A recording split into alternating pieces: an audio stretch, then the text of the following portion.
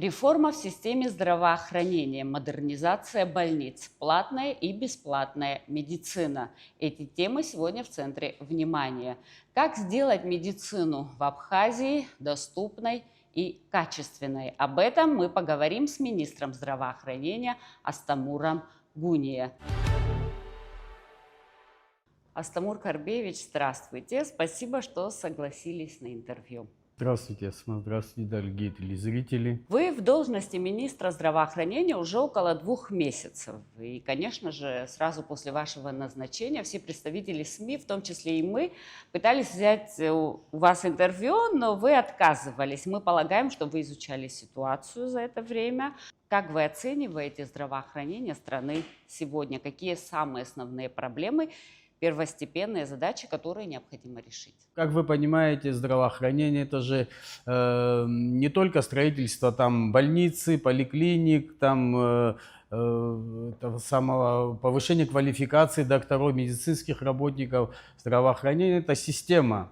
И надо признать, что на сегодняшний день у нас система здравоохранения требует глубоких изменений, глубокой реконструкции. Я как человек, который в системе здравоохранения около 30 лет, начинал врачом-хирургом, врачом-урологом, потом заведовал отделением, потом был главным врачом инфекционной больницы и буквально недавно на руководящую должность в аппарат министерства я попал. Я знаю это все изнутри, знаю все проблемы.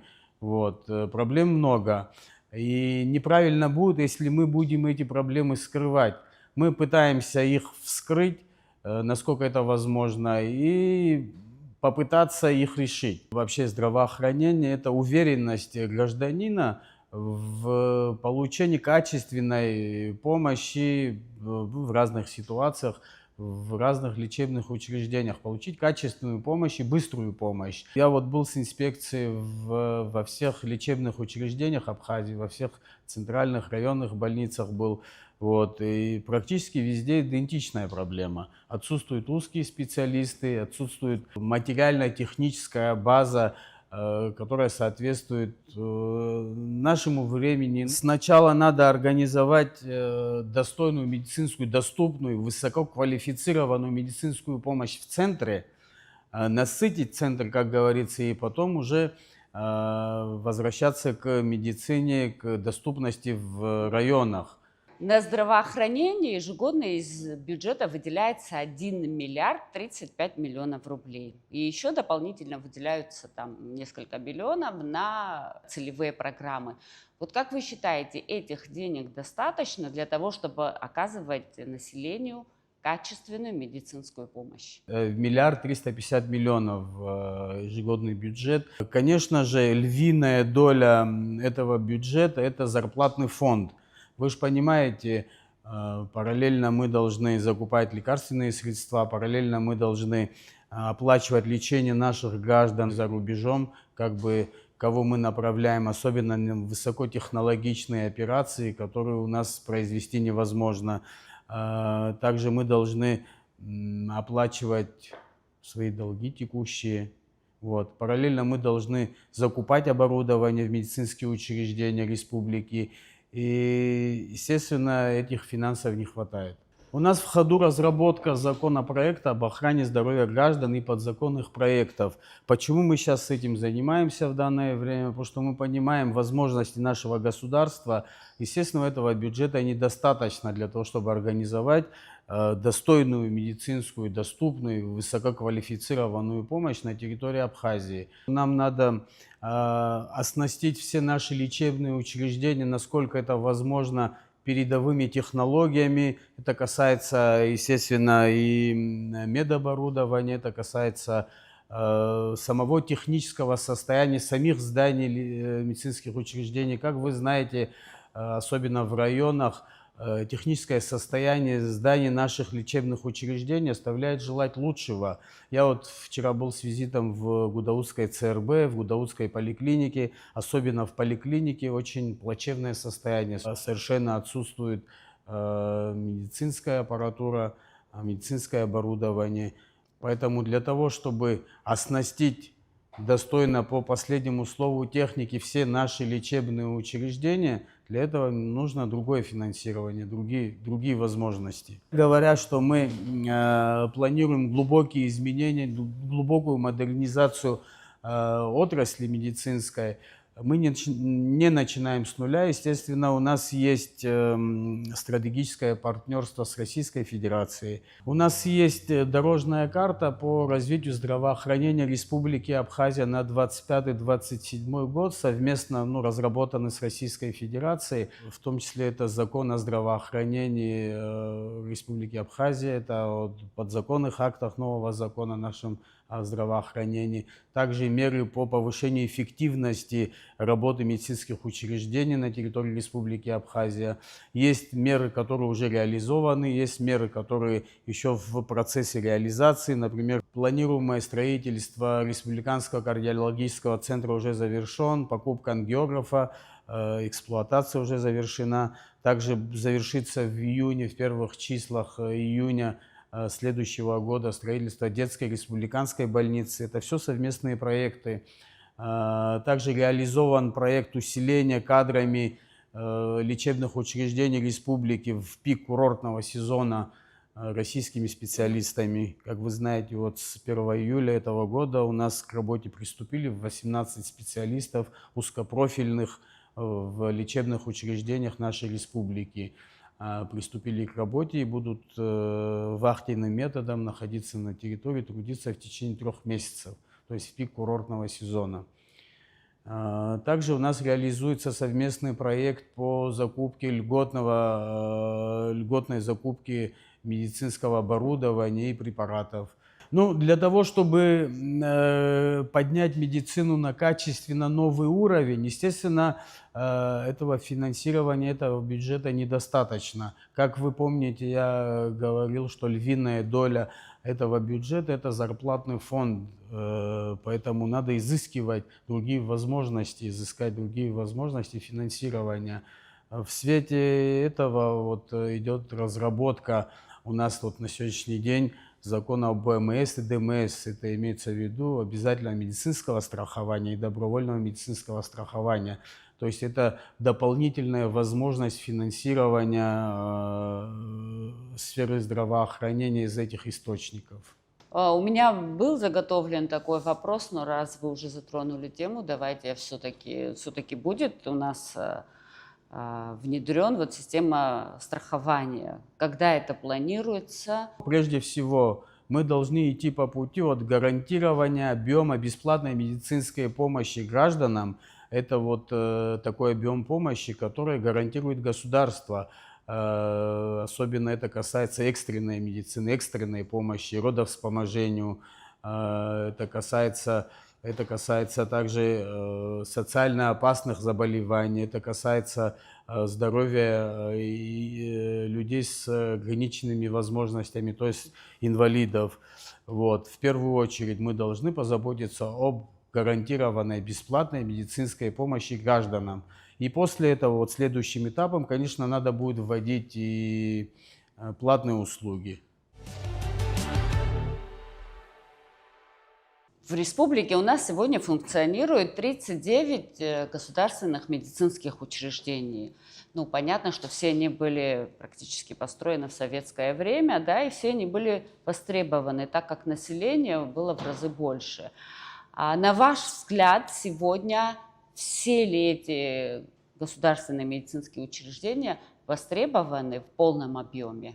Как строится центральная районная больница, как вообще организовывается медицинская помощь на основании статистических данных, какое народонаселение, какое количество народа в данной местности, какой оборот коек предполагается, какая нагрузка на койку, и на основании этого строится лечебное учреждение. На сегодняшний день, естественно, плотность населения намного меньше, чем в советское время, поэтому нагрузка на эти лечебные учреждения, нагрузка на койку этих лечебных учреждений в разы меньше.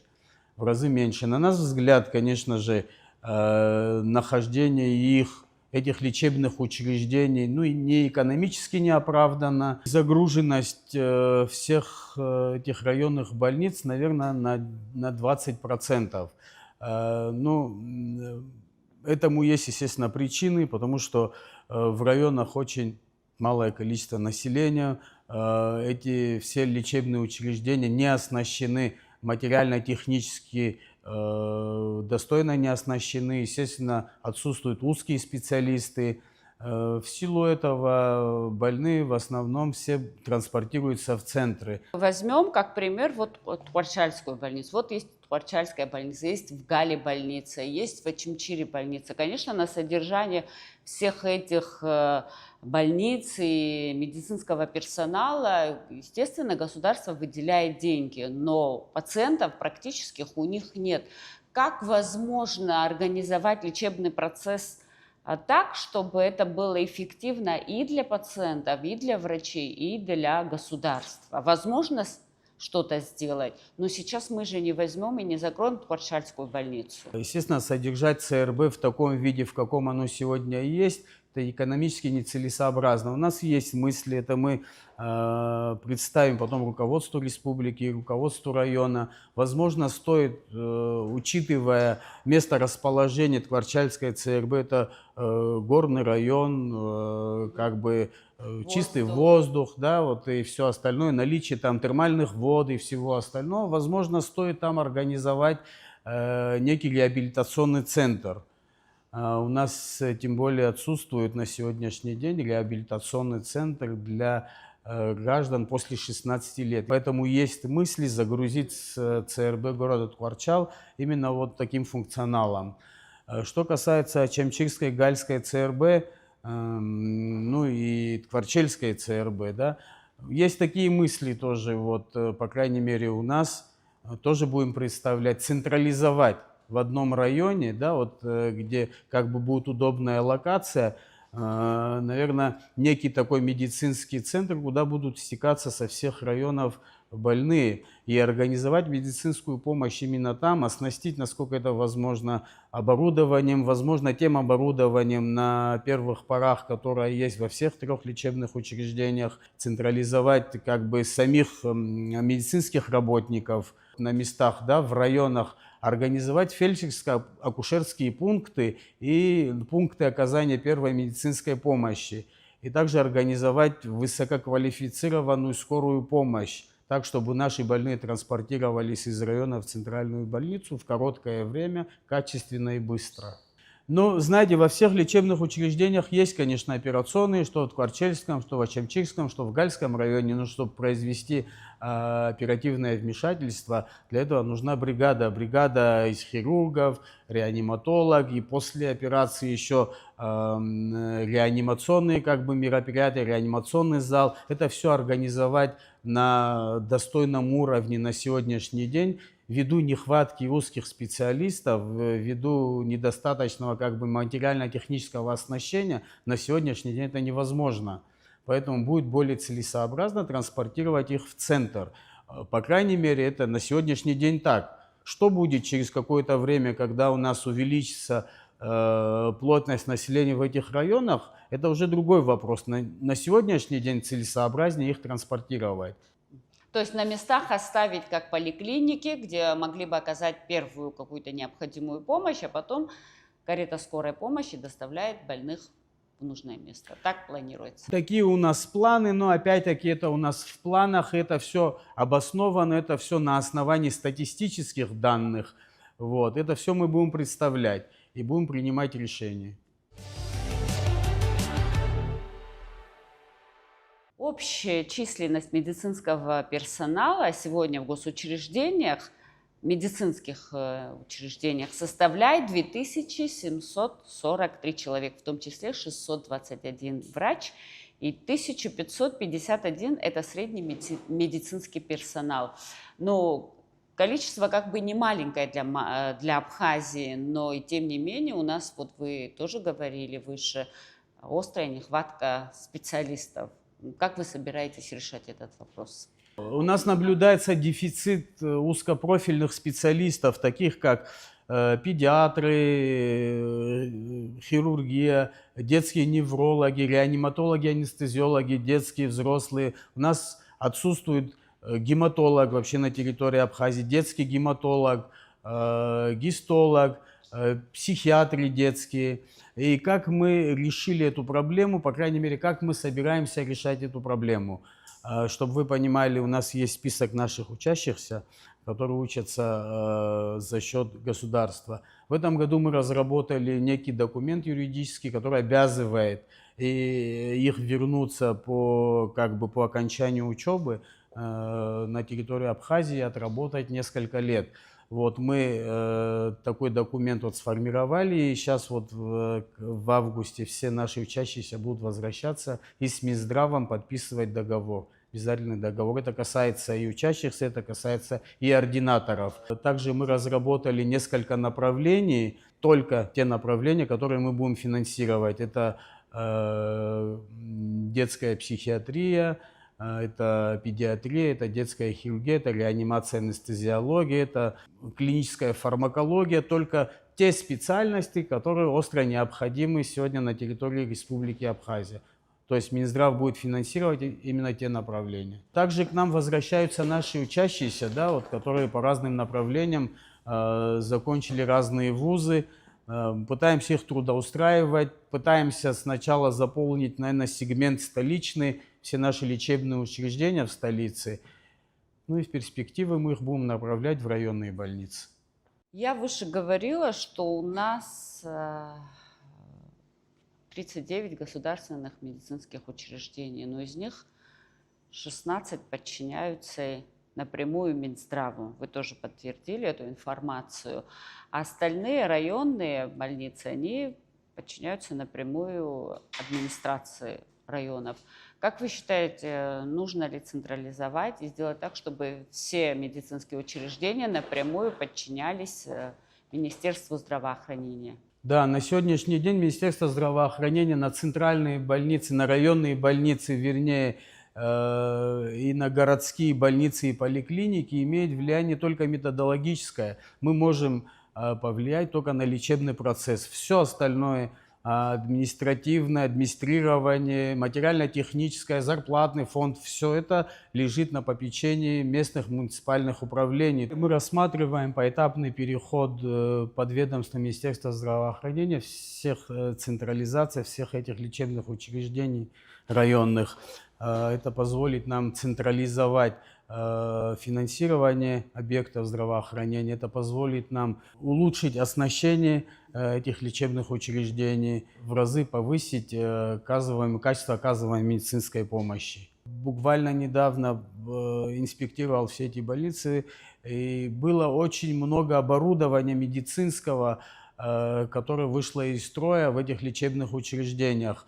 В том числе, как их восстанавливать, что с ними делать. Есть понимание у нас. У нас в ходу законопроект об охране здоровья населения Республики Абхазия и подзаконные акты. В том числе там рассматривается вопрос централизации. На сегодняшний день есть долг у Минздрава Абхазии перед российскими клиниками? Да, как вы знаете, высокотехнологическая помощь, особенно что касается операций на открытом сердце, операции на головном мозге, да, вот и другие высокотехнологические операции у нас на территории невозможно произвести, поэтому таких больных мы транспортируем на территорию Российской Федерации. Как правило, это дорогостоящие операции. Ввиду недостаточного финансирования за это время накопилось немалое количество долгов. Это еще касается закупки оборудования, это еще касается закупки лекарственных средств. Как-то разделили наш оставшийся бюджет до конца года по месяцам, мы оплачиваем долги, насколько это возможно. Чтобы вы понимали, почему эти долги образуются, в том числе, вот, допустим, травматология, да, замена суставов. Да, вот. У нас на территории, у нас в травматологическом отделении республиканской больницы производятся такие операции: замена тазобедренного сустава, замена коленного сустава. Но есть сложные операции, с которыми не справляются наши доктора по этой части. Вот таких больных мы тоже транспортируем на территорию Российской Федерации, в ЛПУ Российской Федерации. Эти операции дорогостоящие. Наша задача вот на сегодняшний день, как я вижу, как видит Министерство здравоохранения, аппарат министерства, да, максимально постараться организовать оказание высокотехнологической медицинской помощи в наших лечебных учреждениях.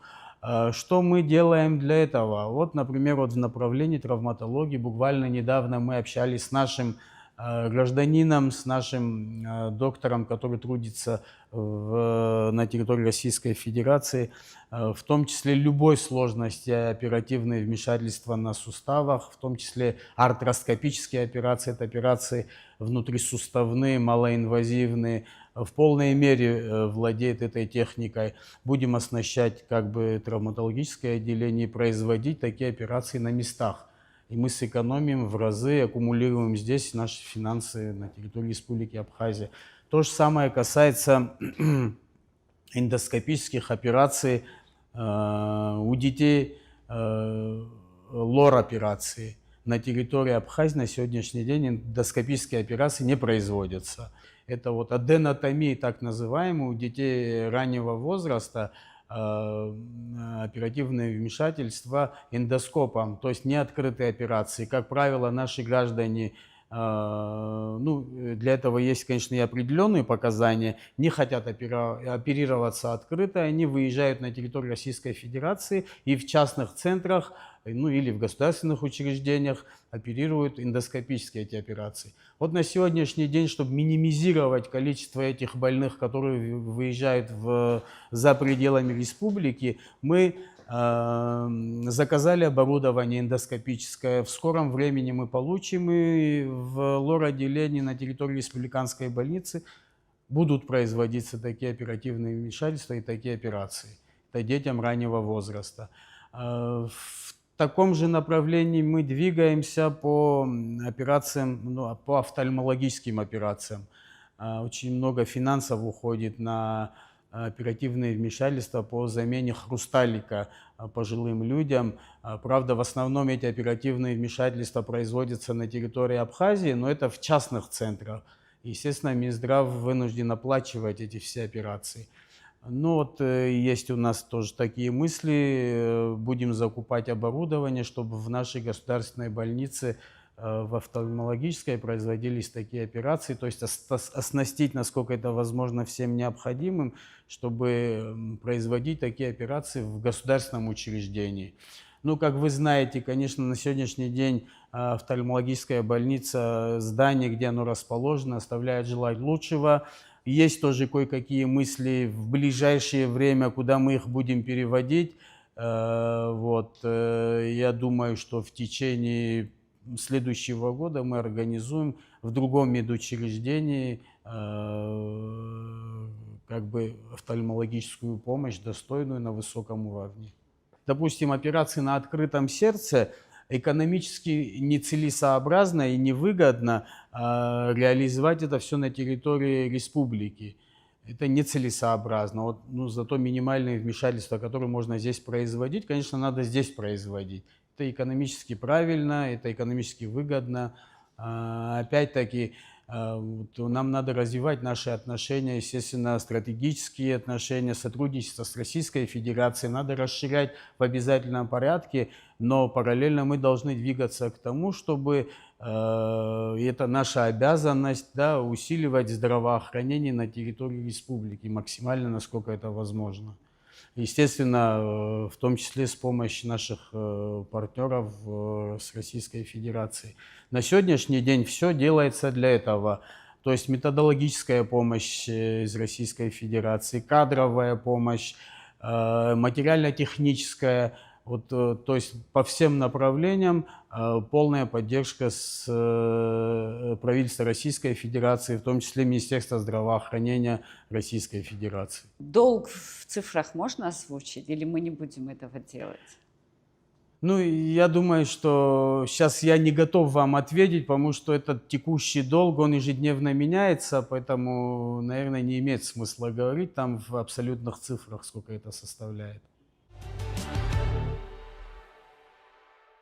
Сегодня у нас медицина бесплатная, по закону так, но мы все же знаем, что за услуги медицинские платить надо. И мы все платим в наших клиниках. Вот вы же говорили, что готовится законопроект, и еще президент Баатыр Акумбов в прошлом году ставил этот вопрос перед Министерством здравоохранения о том, чтобы определить гарантированный объем бесплатной помощи и тарифы на платные услуги. Но все-таки когда будет решен этот вопрос? В течение очень короткого времени решить этот вопрос невозможно. Что сейчас идет, как я вам выше говорил, мы в разработке гармонизации наших законов, закон о платной медицине, это все идет параллельно, и закон об ОМС, обязательного медицинского страхования. Вот у нас 3 закона идут параллельно, и нам нужно какое-то время. Я думаю, что это как минимум до 1 года идет очень интенсивная работа, вот до 1 года, чтобы довести до логического конца все 3 закона. Если касаться, опять-таки, реформирования, глубоких изменений в сфере здравоохранения, наверное, надо начинать с самого начала. Это касается поликлиник, амбулаторий, скорой помощи, что, как мы знаем, наверное, все-таки легче вылечить болезнь на начальных этапах и выявить, и вылечить, чем потом, когда уже болезнь разовьется и в тяжелом состоянии больной. Вы хотите сказать профилактическая медицина, да. Когда мы говорим о здоровье нации, о здоровье населения, естественно, мы подразумеваем профилактическую медицину, но диспансеризация у нас взрослого населения проводится? По-моему, не проводится. У нас проводили диспансеризацию детского населения. Детям особое внимание как бы уделяется. Да, старшее поколение, оно остается. А вот я лично в своих передачах, да, программе «Пациент», я периодически призываю людей хотя бы раз в год сдавать анализ крови для того, чтобы проверить свое состояние здоровья. Но для этого нужны свободные деньги. Я понимаю, что не все наши граждане могут себе это позволить. Вот как быть в такой ситуации? Профилактика заболеваний – это более эффективно, это более правильно. На совершенно низком уровне у нас это. Мы совместно с российскими коллегами год назад патронаж диспансеризации детей совместно проводили, выявили очень много заболеваний, поставили на учет очень много диабетиков. На ранних стадиях было выявлено очень много заболеваний. В дальнейшем Министерство здравоохранения планирует, естественно, диспансеризацию взрослого населения уже своими силами. У нас, в принципе, для этого есть возможности. У нас есть передвижные комплексы, рентген-комплекс, у нас есть передвижная лаборатория, у нас есть специалисты. Поэтому, скорее всего, в ближайшее время, я думаю, мы организуем диспансеризацию взрослого населения. Особенно это касается районов. Я хотела бы остановиться на теме медицинского оборудования. Да? Вот, в частных медицинских учреждениях есть все, и МРТ, и КТ, и УЗИ. В государственных с этим проблема. Чтобы сделать УЗИ, надо выстоять часовые очереди. Как изменить эту ситуацию? Во-первых, начнем с того, что нам надо было произвести аудит всего оборудования, которое есть на территории Абхазии во всех лечебных учреждениях государственных. Буквально недавно по нашему поручению был произведен аудит. Не так уж и мало у нас медицинского оборудования во всех лечебных учреждениях. Но в каком они состоянии, насколько они работоспособны, это второй вопрос. Чтобы оценить это, вы понимаете, что у нас недостаточно, у нас нет таких специалистов с образованием, именно с уклоном в медицинскую технологию. Мы буквально недавно взяли в штат Минздрава работника с высшим образованием именно по медоборудованию, и вокруг него будем создавать как бы некое управление, которое будет заниматься медоборудованием во всех лечебных учреждениях Абхазии. На сегодняшний день, вот буквально сегодня к нам приехал десант из Российской Федерации, так назовем десант, из техников медицинских, которые будут обследовать, осматривать все медоборудование во всех лечебных учреждениях, во всех районах Абхазии. Сегодня они находятся в Гарьском ЦРБ. То есть все оборудование, которое вышло из строя, Так как у нас отсутствуют специалисты, мы не знаем, возможно ли их восстановить, их надо списывать, что с ними делать. Вот в том числе эти специалисты будут в течение там недели, если понадобится, может и 2 недель заниматься этим процессом. Что касается вашего вопроса, ну, оснащение частных центров, да, конечно, оснащение частных центров лучше, потому что финансирование, как бы другие источники финансирования у них, они оказывают платную медицинскую помощь. Потихонечку мы тоже двигаемся в этом направлении. Вот буквально недавно, как я вам говорил, в лечебные учреждения пока города мы будем закупать новейшее оборудование, эндоскопическое оборудование, лапароскопическое оборудование, в том числе в травматологию, в лор-отделение, в общую хирургию, в хирургию, в эндоскопию. Будем закупать это оборудование. Ну, так получилось, что на сегодняшний день в лечебных учреждениях уже принципиально устаревшее оборудование. Естественно, это все выходит из строя.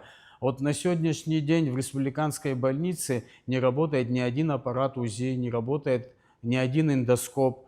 Ну, вот мы изыскали возможность, заказали новые эндоскопы, заказали также оборудование для, это впервые, наверное, в Абхазии, для обработки этого оборудования. В тяжелую минуту всегда друзья приходят на помощь. Вот друзья из Российской Федерации, это такая компания фармацевтическая «Биофарма», генеральный директор Комягин Валерий Николаевич, замдиректора Микертычева Екатерина Владимировна, буквально в короткий период времени обещали поставить нам новые аппараты УЗИ стационарные, в том числе эндоскопическое новое оборудование. Я думаю, что в течение 1 месяца мы получим это оборудование в виде гуманитарной помощи от наших друзей.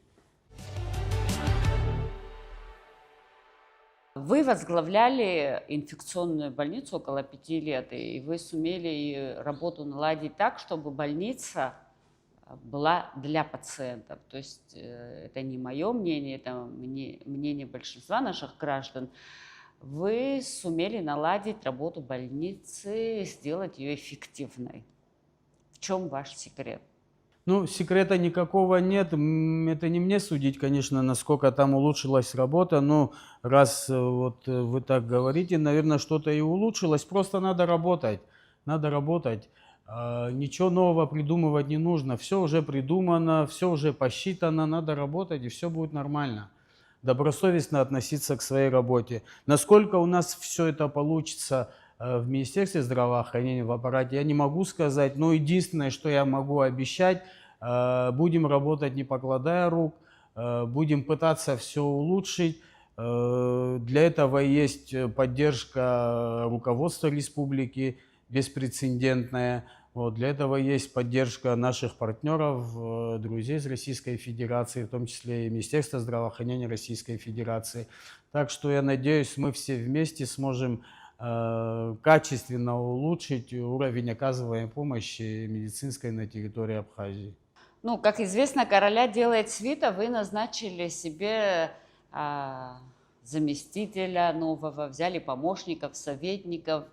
Почему ваш выбор пал на них? Наверное, потому что это проверенные люди, это люди, которые не скомпрометированы, эти люди, которые добились в своей сфере каких-то результатов. Как вы понимаете, этот механизм, чтобы он работал, каждая составляющая этого механизма должны делать свою часть работы максимально эффективно. И только в этом случае будет какой-то результат. На мой взгляд, как мне кажется, вот все те люди, которые меня окружают на сегодняшний день, именно вот такой вот механизм. Я надеюсь, с их помощью как-то мы добьемся успехов. Что я вам хочу сказать? Вы сами по моему интервью видите, что я не особо мастер разговаривать.